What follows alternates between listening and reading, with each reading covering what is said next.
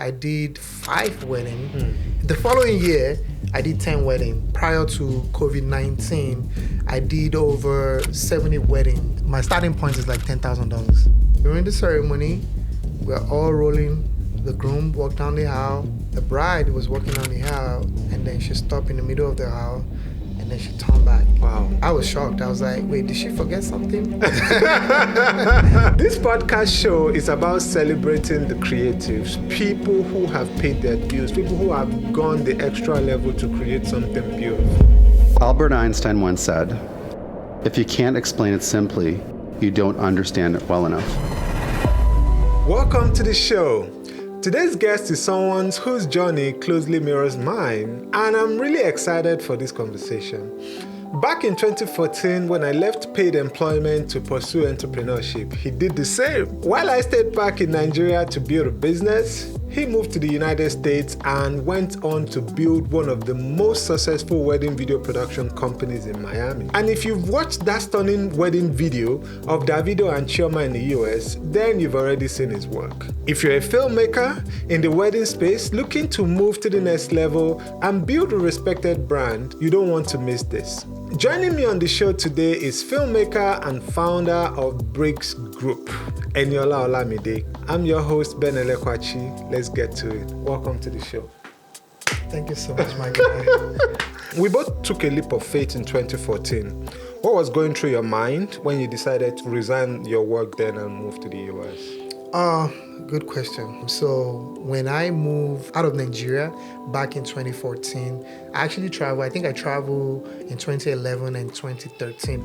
But I traveled twice to just kind of like learn, the industry. I went for a conference in California back then, American Film Markets, just to kind of like speak to a lot of filmmakers and the people in the industry to understand the industry as well, and then to strategize and figure out like what industry am I trying to dive into, because my background obviously is in documentary filmmaking. When I transitioned to the United States, I ended up going into wedding filmmaking based on my documentary background. So I wouldn't say I wasn't scared at that point. I was definitely scared, but I just have faith, and I have this growth mindset that I know like whatever I set my mind to, is gonna happen. Because I kind of remember back then though, and then I think you came one day and then you brandished your passport when with the American visa. And I'm like, Andy has collected the US visa. I should go and get mine too, until I got bounced like twice. And that gets to tell you about consistency, timing. Yes. You see, you find that a lot of people try to, trail other people's path. Mm-hmm. But except you are destined for that path and accept it is time, it will be impossible. Yes. Because the trajectory of my life would have been different if we had gone together then. Exactly. Because the plan was for us actually to go together. You remember? To start a production company. Yeah, and then move from there. So looking back. Yes. What was the moment you knew this was the path for you to follow? Because even though a lot of people were in media, they weren't really sure. Yes. But for you recognized and be like, okay, I think this is the path that I needed to follow, and then you went on that path.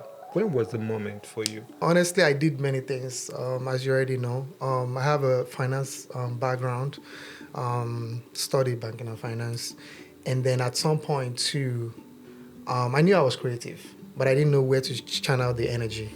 And then, I don't know if I told you, remember I was in a music group with my brother back then. Sing me one of your songs. Okay, sure. So our group was called Amazing Guys. It was me, my brother, and one of his friends. We're doing, I guess it's Afro beats. Yeah. When Two-Face... Who are you guys looking to be like? Two-Face, Tony Tetula, we always do like an opening act for them when they perform. Really? Yes. You guys went that far? Yes. You didn't tell me that part of you, man. Sure. We performed at Fela Shrine with Two-Face back then. We had picture with him and stuff like that. But for me, I knew I was creative, but even though I was writing some of the songs, I wasn't fulfilled. But I knew, my part was in that area. So I remember, God bless OJB Jezreel. He shot one of our video And then when we went to his studio in Surulere back then to preview the first cuts that he did for us, and then I saw some of the editors working on computer. A lot of the stuff was analog back then. We don't have like Final Cut and all of this stuff. So when I saw the editor moving, the mouse and doing stuff, I was intrigued by that. And then I think that was the moment I knew, like, you know what? Even though I'm very extrovert, I'm still introvert.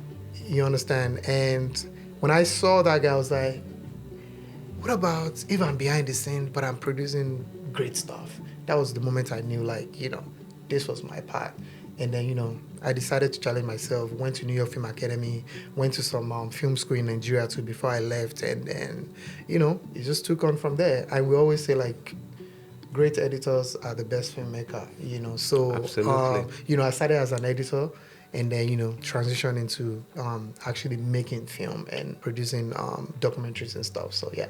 Oh, that was when I knew. You were destined for that. Yes. That's cool. Leaving Nigeria, packing your bags and saying, you know what, I'm done. What were the first couple of weeks? How much did you have in your pocket? How long would that have taken you? And what were your plans? So, such an interesting question. I remember when prior to me moving to the United States, I've saved a lot of, money. And I think I sold my car too. I was driving. We both had a Toyota Highlander. Yeah, true. So I sold my car. I had a lot of money, and then I paid for school to New York Film Academy, which was in South Beach, in Miami. And then at least I budgeted for 6 months. I had enough money to last me for 6 months, but it didn't go the way I planned because my research did not touch all the flexing I was going to do. So I remember the first week I traveled was in Miami. I was partying every night, going to club and spending the money. And before you know it, in like 2 weeks, my bank account was emptied. Wow. Because I was just spending, I was just splurging. Where I was staying too, I think I was paying like $400 a week back then, which is like, per week, which is like $1,200 every month. So in 2014, that was a lot of money. Wasted a lot of money under 2 weeks. Then I had to now go back to drawing board and say, hey, how am I going to make money? Even though I actually paid my tuition fee like upfront. I did a lot. I worked at a restaurant. I remember I worked at this popular restaurant in Miami called Mama Sherry, and I worked there for. What were you doing? I was serving food now. Bartending. I'm telling you. Serving food. I was serving food. I think I worked there for like a week or two. How much are they paying you? Nothing to, because at that time I didn't have paper. They're like, oh, you don't have paper. We're just going to give you money under the table. Under the table. Yeah, so worked there for like a week or two. I was ashamed too. I was like, imagine, me that I left Nigeria, big boy. To watch I came to and I was like, even at that time, my old boss was calling me back like, you don't have to go to America. You can stay here. I will even double your salary. Part of those things actually made me want to like say, you know what, let me actually go back.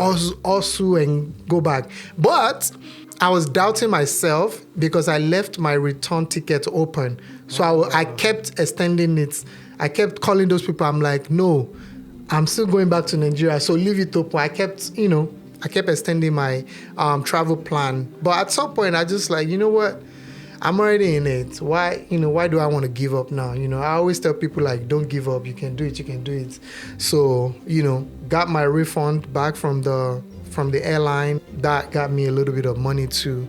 Left the restaurant because I wasn't paying a lot. Did car wash. I did that for 3 days. My back hurt as fuck.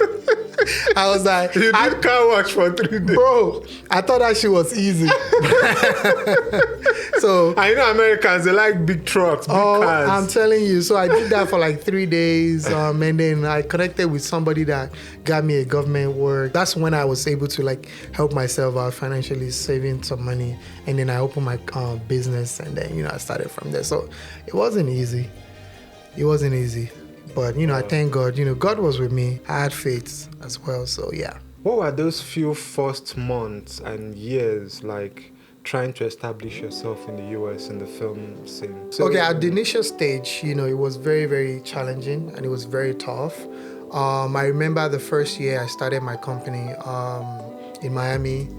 I was hoping back then that I was going to do a lot of weddings. I ended up shooting like just 2 weddings in 1 year. Wow. So, it was discouraging at first, but I'm like, I just have to push. And then the next year I did, I think about 5 weddings. The following year, I did 10 weddings. And then it just started picking up from there. And then I remember, I think prior to COVID-19, I did over 70 weddings in 1 year. 70? Yes. Wow. I was moving from one state to another. Like, I would literally have wedding from Thursday, Friday, Saturday, and Sunday. Like, Wow. back to back. Sometimes I would even travel to another state after a wedding, no shower, go to another state, already in work Wow. clothes. And then me and my team were traveling like all over United States, for weddings. So, at first it was challenging, and also that's the power of consistency, I just kept doing it because I knew that that's what I wanted. I was very passionate about it. I was very ruthless. I was like, this is what I want and I'm going for it. I don't care if it works out or not. It happens. So what did you do differently from doing 4 weddings to doing 70 weddings? What did you do differently? I think one of the first thing is like the transition from Nigeria actually helped me. Working with someone like you, working with one of the guys I used to work with before, working with people like that made me understand the power of structure. The first year was rough because, starting my own company, I didn't know what to expect. I didn't have enough structure. But I remember telling myself, at least I got 2 weddings first year. Now let me start, putting in structure, automating a lot of stuff, and then I remember like the following year, I remember there was a time I used to send my invoice with Photoshop. If I have a client, I'll go into Photoshop and then type in manually and, put in the data. And then if you know how to use Photoshop, you know how hard it is to actually build an invoice. So obviously that was the only thing I was exposed to, but learning, making research, working with people like you, having mentors too. They're like, oh, you can actually automate your invoice. You can actually hire an assistant. You can actually hire this person. So, but back then I was like, I'm not making any money. How am I going to hire all these people? So they were like, at least you can even partner or, go to schools or get interns and do, all of this stuff. So I had to go back to drawing board because United States is different. Nigeria, you can finesse your way and get things happen. But maybe not now, not anymore. Now you even have to have more structure in Nigeria. But United States is different. You have to talk about like your taxes. Your company has to be registered correctly so that they don't come for your audits and stuff like that. So I had to put in a lot of structure back then, and that's what actually helped me, transition to be a better person. Then I was exposed to this CRM company called 17 Hats on a book. Having using that, our contract is automated, invoice is automated. Like you can literally send your contract in like 2 seconds. Maybe on a book and 17 Hats will pay me for that. But yeah, so just continuous learning actually helped me to structure my company and be able to navigate a lot of this stuff. That's cool. So I think you have shared a story with me before, because wedding is a very tricky thing, and people can decide last minute that they are no longer doing. You spoke about a particular bride that changed her mind midway. Tell me about it. How did it happen from like the beginning to how everything played out? Well, so the moment you hire Bricks Group, we have a consultation with you, obviously. We check if we have your data available. And then we try as much as possible to learn about the couple as well, have a Zoom call with them. Beautiful couple. They seem to love to me. They share our story, we understand their story, so that way we're able to better tell their story because their love stories already been written. Every couple have different journey. Oh, okay, their journey. So they share their journey. Yeah, okay. They share their journey with us so we can better tell their story, because every couple is unique. So we had a consultation with them, got the deposit, secure the clients, got the deposits, and my balance is usually due like 2 months prior to your wedding. For the sake of this type of question, because by the time, if something happened after your wedding, I don't have time to be, holding this, the couple or whatever. So they shared their story with us, and then, the date was set. We showed up for the wedding. For me, I kind of already gauged the bride because she wasn't like responding to what I'm used to. I already knew like there's something happened, but I didn't know, what was going on, because I try not to. I'm just there for a wedding. What I want to do on your wedding day is to make it fun, make it enjoyable, make you happy, so that way, your video can also come out beautifully. But she wasn't responding well. Even me, I had to like, are you okay? Is everything good? She was like, oh yeah, I'm okay. I'm like, today's your wedding day. Just have to be happy. Things are gonna happen, Meanwhile, what actually happened is more than things are gonna happen. So, they ended up like, I think the groom to be ended up going out the night before, and then I heard like he probably invited some ex or whatnot, And I remember they flew in from Nigeria to Miami to actually get married. So for you to go extra mile to invite her, an ex that lives in Nigeria to Miami, that's gone far. Good. So I imagine that the bride to be found out what happened, and then So during the ceremony, we're all rolling. Photographers taking picture. The groom walked down the aisle. The bridesmaid, the bridal party walked down the aisle. And then the bride was walking down the aisle. And then she stopped in the middle of the aisle. And then she turned back. Wow. And then the ceremony actually ended up abruptly. Oh my God. Yeah, it was crazy. I was shocked. I was like, wait, did she forget something? Or her makeup wasn't complete or something happened. Wow. Yeah, so it ended up like she found out like, the groom-to-be was messing with someone else like a day prior to their wedding. Wow. Yeah, they were able to, finesse her to carry on. Then during the reception, she wanted to grab the mic and give a speech. They were like, no. You're not giving any speech.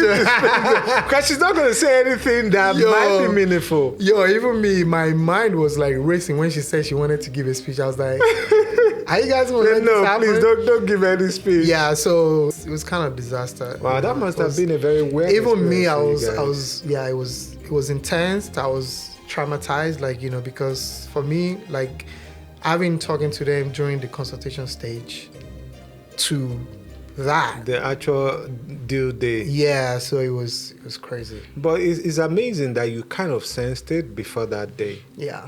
Because, part of what we Maybe do, she's been suspected anyway. Yeah, you might think you're just a creative, but we're also spiritual, right? I'm saying that to say, like, you for you to be a creative, we're involved in everything, even the energy in the room. You have to read your clients and sense their energy to be able to, like, bring out the best in them. And your energy also matters to them, you know what I mean? So for me, when I walk into the room and I see a bride, I want to make her feel good, make her pumped, so that way she can give me a great energy. I think that's kind of what we get from, producing documentaries, because you are meeting people for like the first time, and you have only 2 days to be in their space. You're a stranger after all. So it takes a lot for them to open up to you, except they kind of warm up to you and connect. Yeah, it makes sense. Yeah. Let's look through some of your work, some of your amazing work. Let's see this one.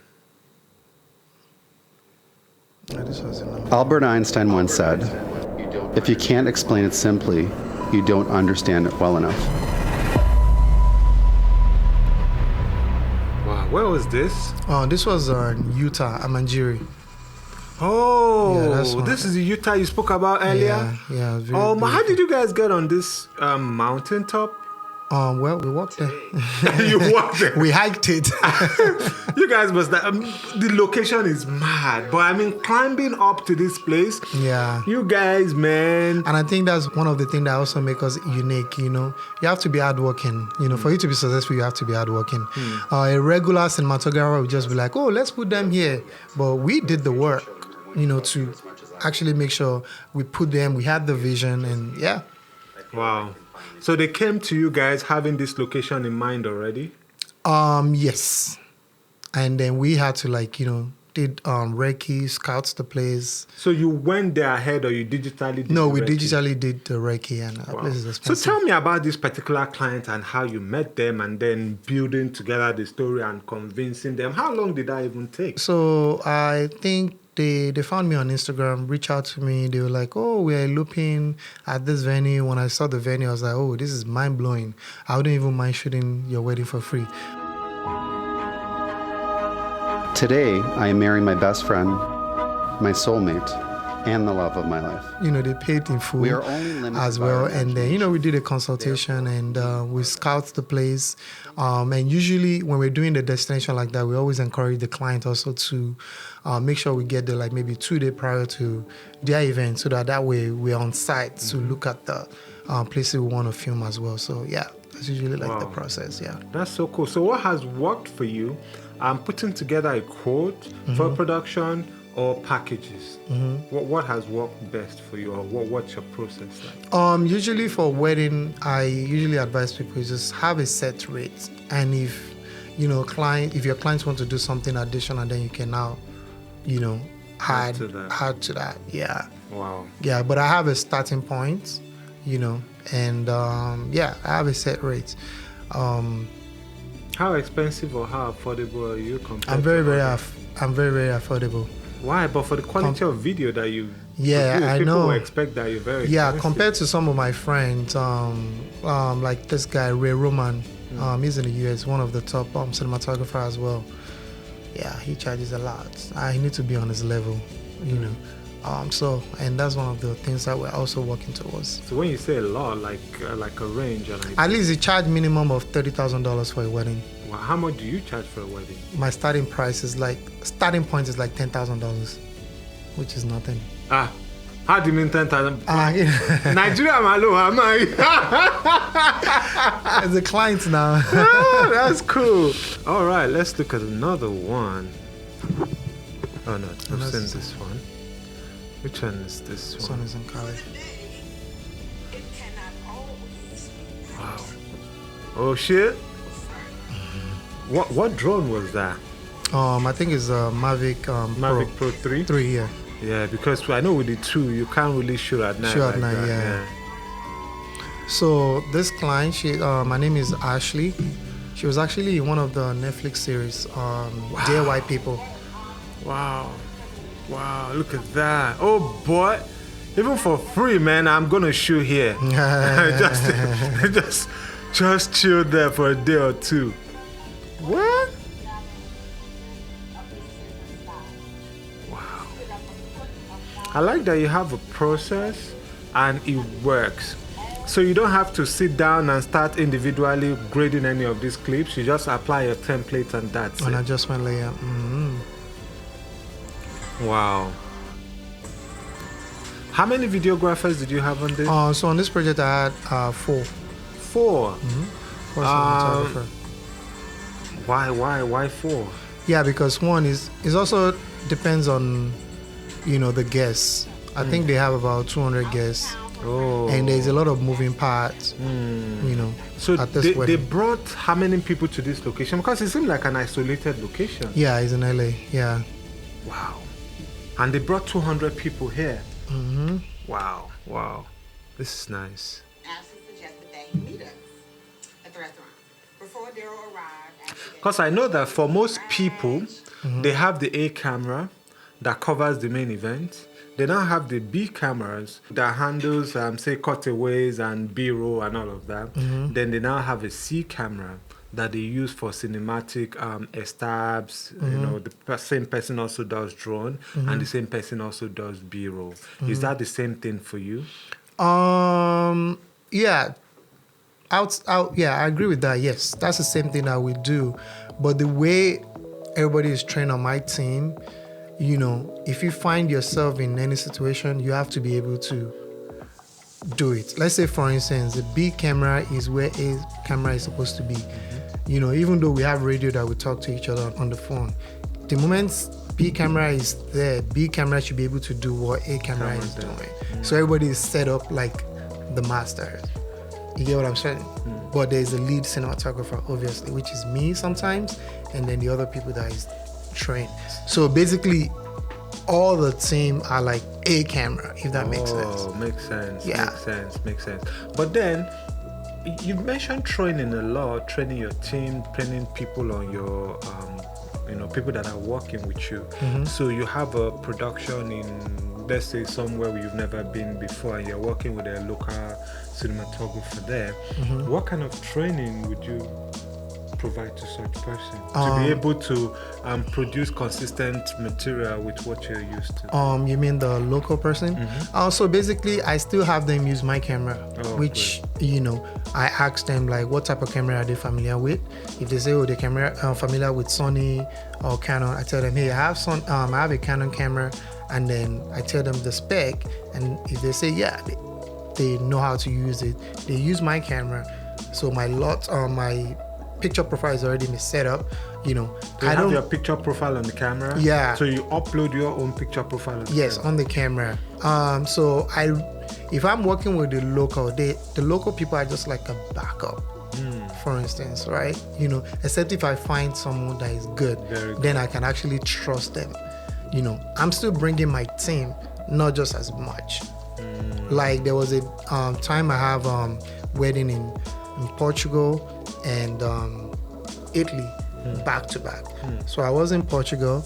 I sent 2 of my team to Italy to be there just in case anything happened with my flight. So I have 2 of my team that knows our standard and our process, just in case I'm not able to make it. But I have a local guy there as a third camera. So that wedding is already covered pretty much, but when I made it, the local person now becomes like a backup. Like an assistant on the production. Yeah, so that's usually how I, So you always make room for contingencies. Wow, that's sweet. Yeah. So this looks like you shot into the night. Wow, these locations are beautiful. Oh, this one is this in New York. Come on, they are all cinematic and they look great.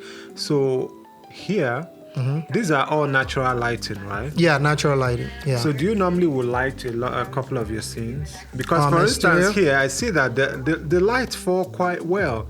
So you have a key light coming from here, and then you have a rim light coming from here, and you have a bit of negative on this side, which makes this really cinematic. I know the sun can come from 2 ways. If the sun is coming from here, then you have a good key. Except you have maybe like a bounce or something around here. How did you film this one? Yeah, so, as a cinematographer, one of the basic things is to understand lighting. So when you understand lighting, you know how to position your couple. You get what I'm saying? So we're shooting like towards the this side, right, of the frame. We've already seen that, the direction that the light is coming from is better. Even though if I point the camera, I can show you a frame there where you point the camera to this other side. This other side had a better background, but because of the lighting, we're able to, it's just understanding your lighting, pretty much. And this, we didn't even use ND filter for any of this shot. Wow. But do you shoot with ND filters? Sometimes.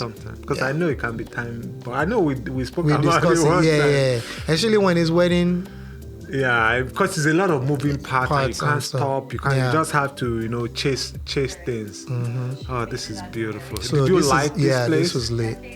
You can see that the flowers are like these a little bit isolated. Lights. Yeah, this is natural light. Yeah, these are natural lights. Where is it now? Okay. Oh, come on, this is beautiful. Yeah, and you can see the frame. Like for me, a lot of my video, even if you do a still picture of it. And that's what makes a cinematic video. You need to be able to pause the video and get a good picture out of it. That's when you know like you're actually shooting a cinematic. If you look at this film, for instance, it still gives you a nice picture. If you move forward, they still give you a nice picture. What f-stops do you typically shoot in, and what kind of lenses? Well, in terms of focal length. Yeah, one of my favorite lenses 24 to 70 because obviously double it's a ring. Versatile lens, And then most parts 85 and then the 50 1.2. I have the 85 1.2 as well with a cool nice. But do you depth. shoot at 1.2? Well, I usually shoot my toast in 1.2. So let's say for instance, let's go to where this girl is giving a speech. Yeah, so you can see this was shot in 1.2, for instance. Yeah, I can see that like, you knocked down. Yeah, we isolated her. Background. Yeah, just to make sure you can see that there are people in the background, but she's isolated for you to focus on the subject. So yeah, good. So most of the time we understand the type of lens, and that's what I realized about a lot of cinematographers that are coming up. They don't understand the right lens. The lenses, yes. The lenses to use at a particular situation. I love what you said that every frame is cinematic, and that's actually indeed true. Yeah. So for instance, where this guy walks towards the camera in this room, you had light. Yeah, there's a light coming. There's a natural light coming. So this is not from the window. All these lights are from the window. Oh, so there's a natural light on this side. So we can create like a film look. There's no window on this side. Oh yeah, because I can see the negative feel from this side. So typically on most film sets, they'll have like a black around this area. But it looked like you had it by default, and it comes from experience. You have to understand. Being able to pick out the right spot in the room, and it makes it look like it was blacked out, but there was no flag. Yeah, and you see every frame, it's a picture. Absolutely, I agree. Totally. Wait, this one, how long did it actually take you guys to get to where you are going? So how long did it Yeah, because I see this long drive. It looks like it a while. So to get to the hotel off the highway is like, I think like 7 miles to actually get to the hotel. From the highway? From the highway. Wow, these are beautiful locations, man. Yeah. Damn. I took the wristwatch. See, from the time lapse. No, this is beautiful. So you had like someone is singing for them. Is that an actual music? Yeah. Oh no, you mean the sound that was on? No, it wasn't person an performing. No. So you guys just added that as an extra. Sound, yeah. I mean, the lady that was playing, was she actually playing to entertain them, or she was playing for camera? No. She was playing to entertaining them. So they were dancing while she was playing? Yeah. Wow. But did you use the sound from what she was playing? No, I didn't. But in their full video, I did. You did? Mm-hmm. This is the teaser. Ah, come on. This is beautiful. They don't know it yet, but our future children are going to love you as much as I do.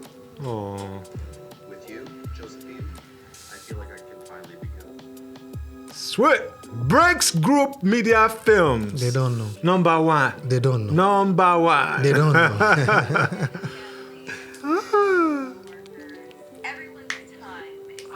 Each location tells a story. And I love how you cover them. It's beautiful. Thanks, man. New milestone with us, and to party with us, and to just go through this new life change with us, and to be so excited and genuinely happy for our union. So how many of these people end up engaging you again after this first engagement? Because I imagine they're going to go on to have kids and anniversaries. Yeah, so baby actually showers. just last month, the wedding I shot in Portugal, the guy invited me again for their baby shower. Wow, look at Yeah, that. and then we just delivered the video. So that's like You must have been return very clients. happy with what you guys did Absolutely. before, and that's what you've said about being the best at what you do and staying consistent. How do you manage your team to work globally? Based on the fact that I've been in the industry for quite a while, I've been able to plant my roots in different states and country.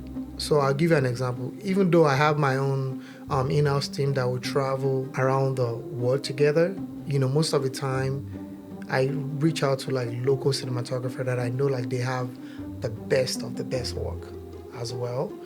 So I partner with them locally. Let's say, for instance, I'm going to Italy, for instance, and I have a wedding in Portugal as well. So what I do is I send 2 of my in-house team to work with a local cinematographer in Portugal, and I do the same thing in Italy as well. So anytime I have a wedding, I try to connect with local filmmaker to make the job easier for us, because sometimes, you might have a team of 10. You don't want to like bring all your 10 team to another country. So it's always good to do your research, connect with local filmmakers so that they can also help you like execute some of this project. And also the good thing about that is they understand how to navigate, because I remember there was a venue that we shot at in Italy, and they were like, oh, we can fly drone and stuff. But the fact that I have a local team there, he was able to understand their language and speak to them, and they were able to let us, fly the drone.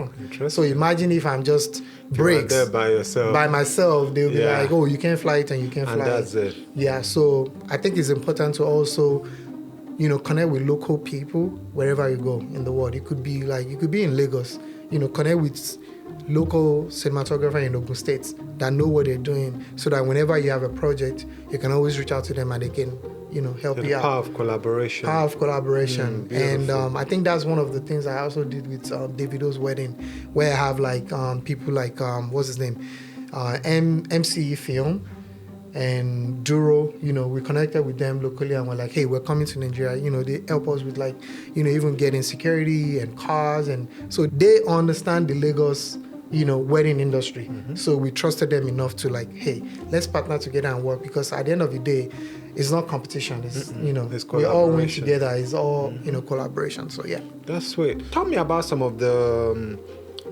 big names that you've worked with. For Neo, for instance, how do you get to work with him? Oh, so I would say the first thing is there's something I call in my book called Power of Connection.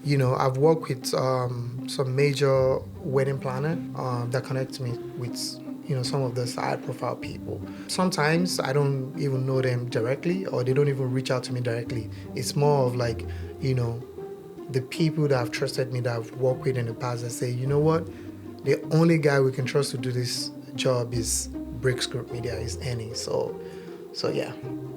And I've worked with quite a lot of celebrities, Neo, Dwayne Wade, Portia, Mookie Betts, and a lot of NFL players as well. So yeah. Looks like you did stuff for Davido. Yeah. Also, yeah, I did a Strat wedding in Lagos. So Davido's connection actually came through one of my my partner, my friend that we work together. He's a photographer, Stanley Photography. So I think Chioma reached out to Stanley Photography, and then they wanted photo and video. And then Stanley was like, the only person I understand that we work together is Eni. So that's how I was able to jump on that project. Yeah.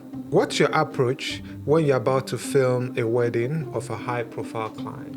So my approach to filming an high-profile wedding client is, basically like, I do a lot of research.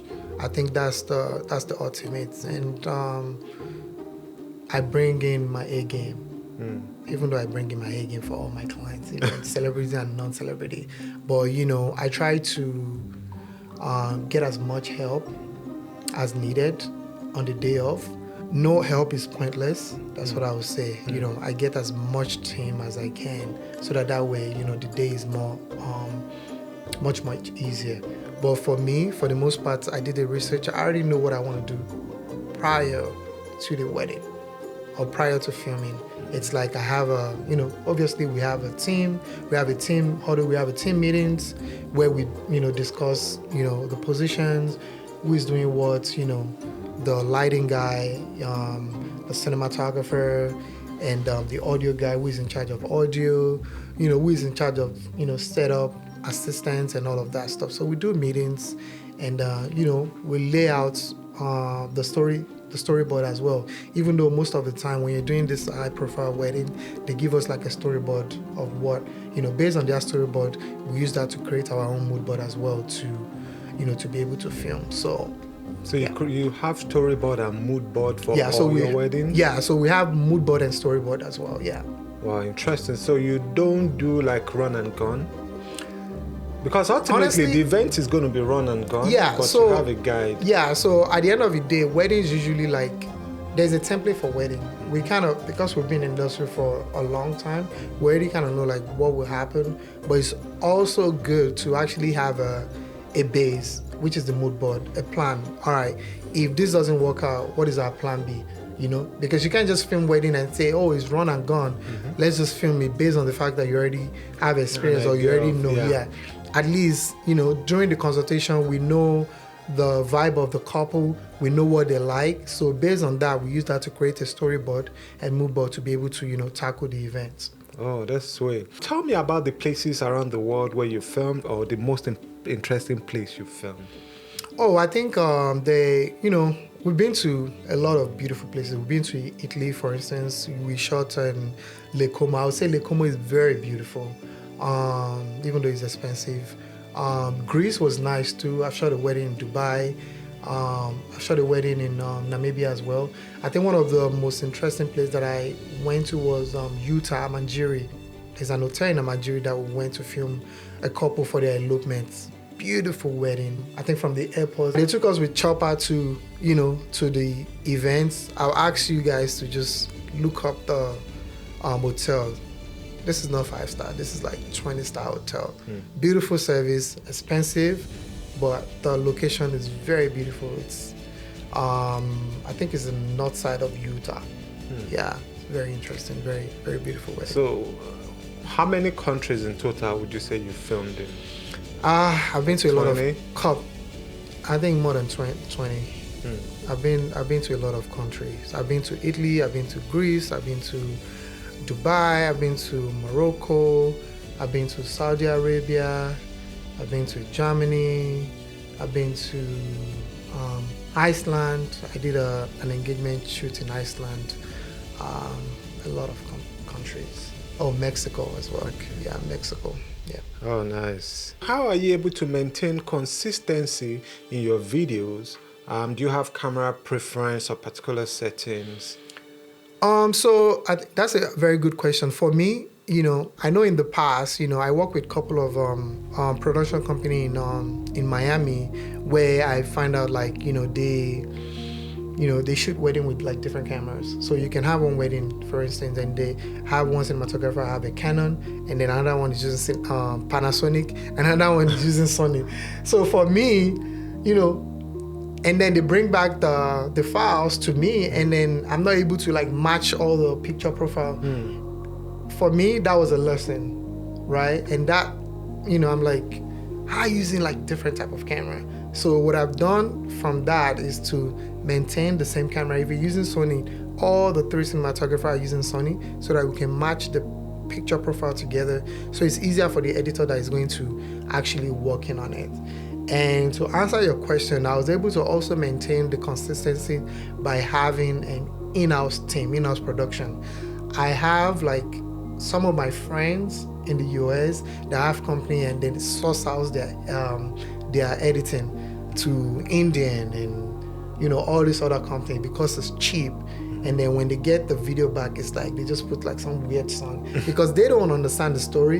Imagine giving an Indian person a Nigerian wedding, for instance. No matter how much you prep them and send them the music, they still don't understand the culture. So what we try to do is like we have like creative director in-house that understand this, and they sit with editors, and then we're able to execute and make sure like we have quality control for all our videos. Because if you watch any of our videos, so the stories are different, but the quality is the same across the board, even if you're doing like documentary or TV commercials. So yeah, that's sweet. So it looks like you picked experience from your first job when you arrived in the US. It looks like you started with editing first. Yes. Because you did mention about working on a project where they had different cameras. Tell me about that moment and that time, because it looked to have played some significant effect in your moving forward. Yeah, so like every other Nigeria that goes to like diaspora, for instance,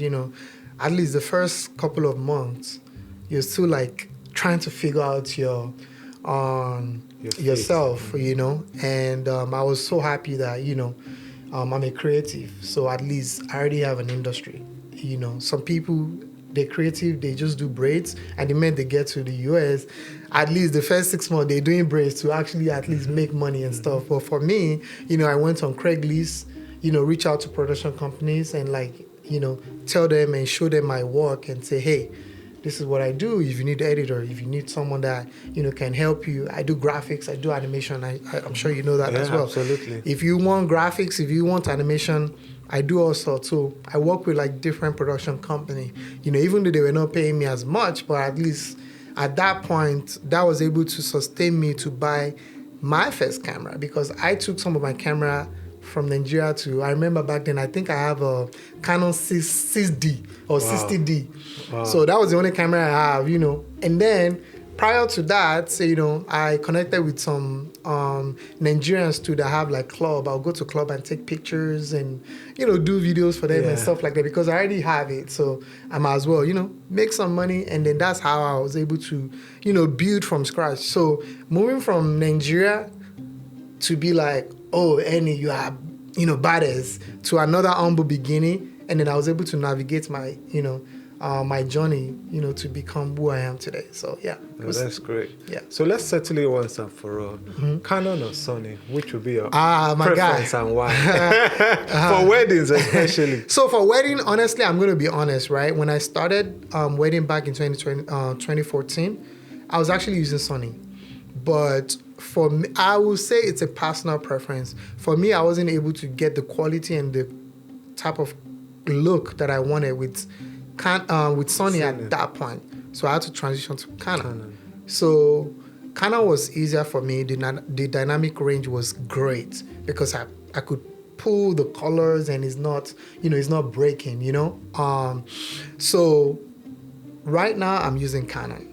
Good. But based on the FX3 and what Sony has been doing lately with their color, I think I'm considering changing back to Sony, because obviously the files are light as well. Lighter, yeah. Very, Canon takes a lot of space.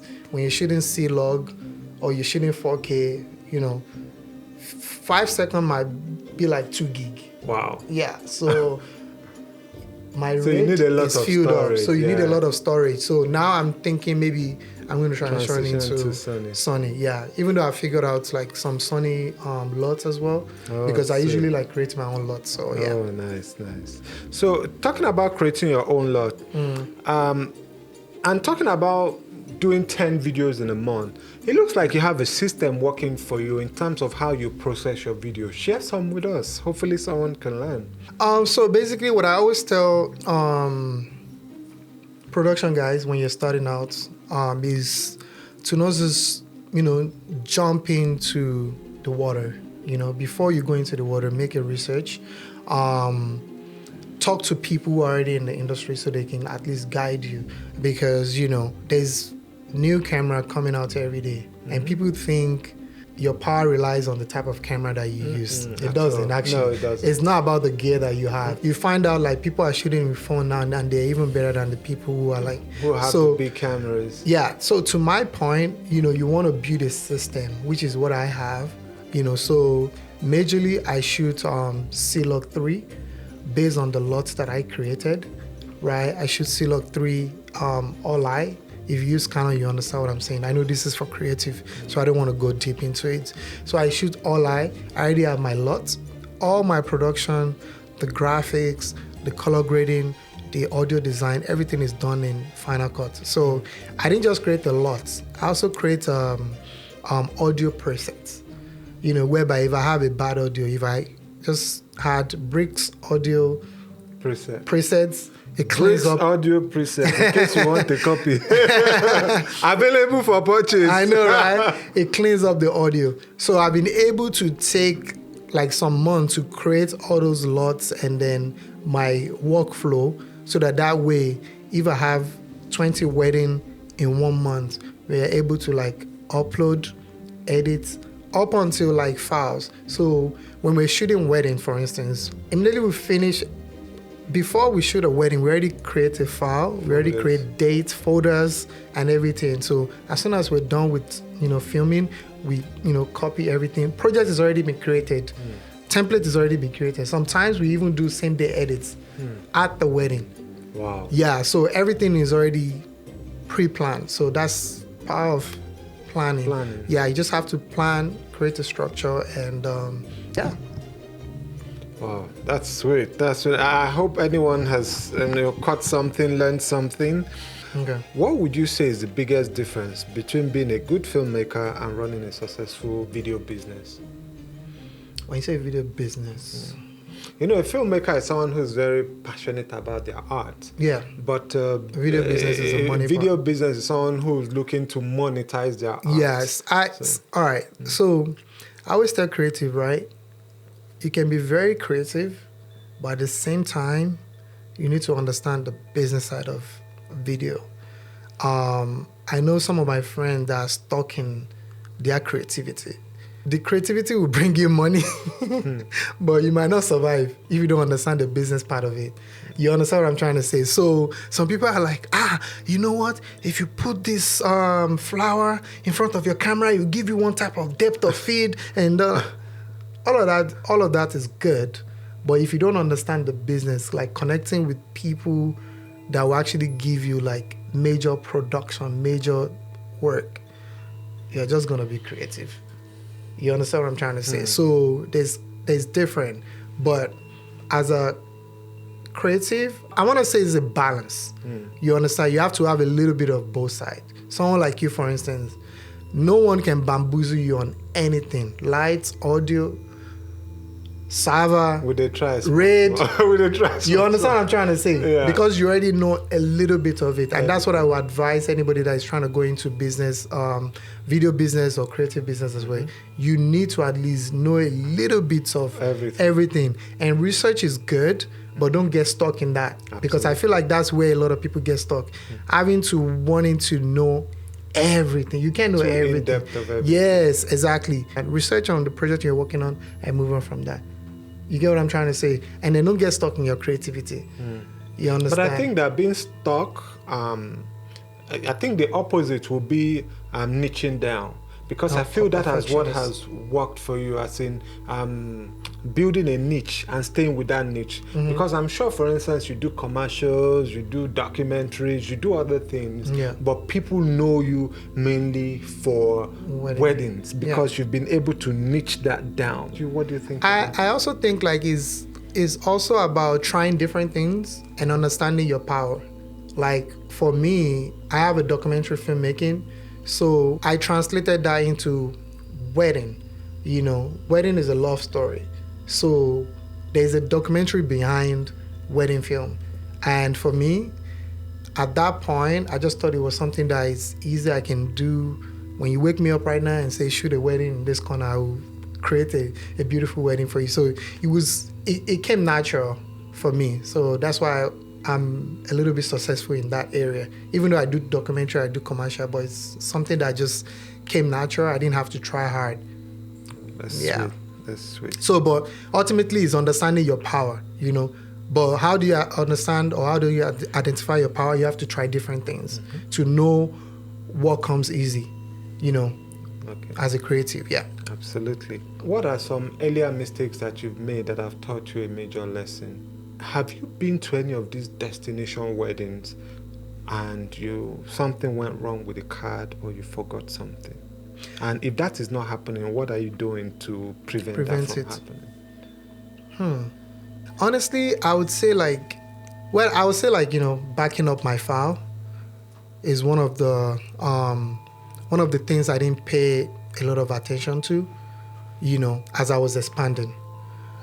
Because like I mentioned earlier, like my first year, I did one wedding, so I only have like 2 hard drive. I'm like, oh yeah, I'm good, And then the following year, I did like 5 weddings, and then I started like buying drives on every project, And then when I expanded, I think I spoke to you, and you're like, oh, Annie, you could just have a RAID and then put all your files in there and store it so that way is more like convenient and you can access it from everywhere in the world, you know. So I think that's one of the major challenges that I had, like having to, because I also use Canon, having to manage those files was very challenging. So I had to figure out a way to, like, you know, speaking to someone like you to figure out a way to, like, you know, maximize that type of risk.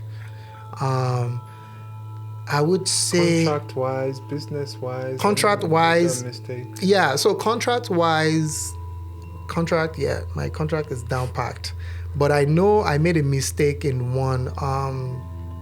At the earlier stage. At the earlier stage, I remember I shot a wedding in Orlando, Florida. I shot a wedding, and I remember that I think one of the card got corrupted. Yes, and I was supposed to deliver the wedding, and then when I sent it to Jamley to help me like recover the file, they were charging me like a ridiculous amount of money. Wow. So luckily for me, it was not my angle, because my angle is usually the master angle. It was the second angle. So I was able to find a way to like just edit, and then the clients didn't actually notice. Even though after I presented the wedding and they signed off on it and they loved it, and I told them, I'm like, hey, this happened at your wedding, but you guys didn't notice, so you love it. Let's just keep it at that.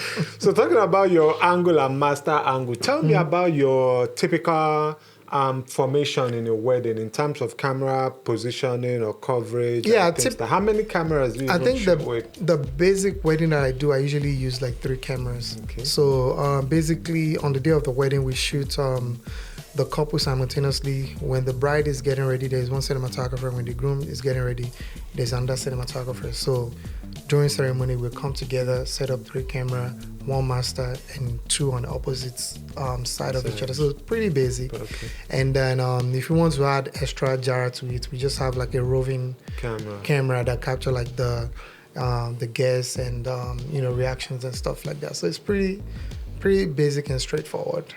So yeah. That's cool. What advice would you give a young African creatives who want to break into the global space?